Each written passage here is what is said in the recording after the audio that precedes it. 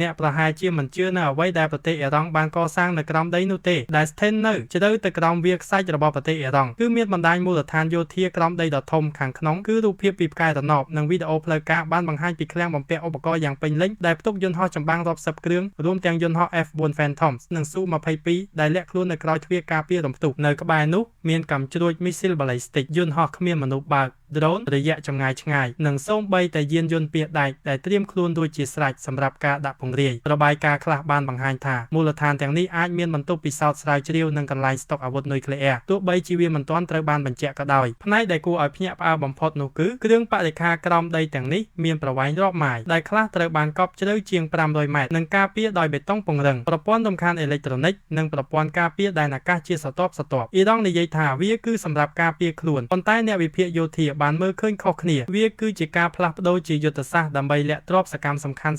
ធានាការវាយបកដោយមិនដឹងខ្លួននិងទប់ស្កាត់រាល់ការវាយប្រហារនាពេលអនាគតតើមូលដ្ឋានទាំងនេះគឺជាភស្តុតាងនៃភាពរឹងមាំឬជាសញ្ញានៃការភ័យខ្លាចសូមបញ្ចេញមតិរបស់អ្នកនៅខាងក្រោម